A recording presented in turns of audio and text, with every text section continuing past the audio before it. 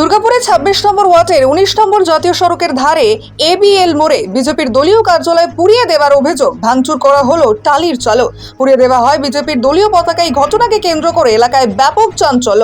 শনিবার সকালে এই ঘটনার সামনে আসতেই ক্ষোভে ফেটে পড়েন বিজেপি কর্মী সমর্থকেরা। দলীয় কার্যালয়ের সামনে বিক্ষোভ দেখাতে শুরু করে বিজেপি কর্মী সমর্থকেরা। বর্ধমান দুর্গাপুর বিজেপির যুব মোর্চার সহ সভাপতি তরুণ দাসের অভিযোগ, দুর্গাপুর পশ্চিম এবং পূর্ব বিধানসভার অধিকাংশ ওয়ার্ডে এগিয়ে রয়েছে বিজেপি। তাই বিজেপি কর্মীদের মনোবল ভাঙতে তৃণমূলের দুষ্কৃতীরা বিজেপির দলীয় কার্যালয় জ্বালিয়ে দিচ্ছে বলে দাবি করেন তিনি।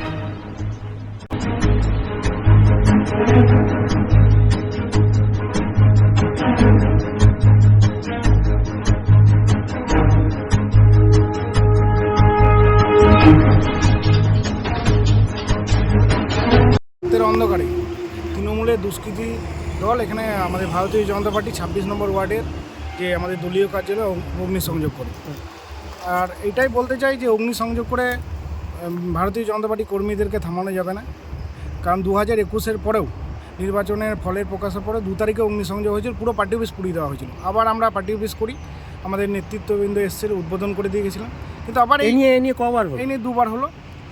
আর একটাই বলতে চাই, সারা ভারতবর্ষে এই নির্বাচনে এমন জায়গা গেছে, মধ্যপ্রদেশে ২৬-এ ২৬, গুজরাটে ২৬-এ ২৫, প্রত্যেক জায়গায় ভারতীয় জনতা পার্টি ভালো ফল হয়েছে, কিন্তু কোনো জায়গায় কোনো কর্মীদের বিরোধীর ওপর কোনো জায়গায় আঘাত আসেনি। কিন্তু আজকে বাংলায় এই ঘটনা ঘটছে। বাংলায় প্রতিনিয়ত এই নির্বাচনের পর ২১-এ এবং ২৪-এর পরে এরকম ঘটনা ঘটছে। পার্টি অফিস পোড়ানো হচ্ছে, কর্মীদের মারা হচ্ছে, বিজেপি কর্মীদেরকে মিথ্যা কেস থেকে শুরু করে প্রচুর কর্মী ঘর ছাড়া। এটা কি বাংলা সংস্কৃতি? এটা বাংলা সংস্কৃতি কোনো দিন নয়, বাংলার মানুষ এটাই চায় না। তাই এটাই বলতে চাই যে এটা খুব অত্যন্ত দুর্ভাগ্যজনক ঘটনা। এইরকম ঘটনা আমরা চাই না, মানে সাধারণ মানুষ চায় না। সাধারণ মানুষ কাছে এর জবাব আগামী দিনে দেবে। তাই এটাই বলতে চাই, আমরা পুলিশ প্রশাসন এসেছিলেন, দেখে গেলেন, অবিলম্বে দোষীদের গ্রেপ্তারের আমরা দাবি জানাচ্ছি।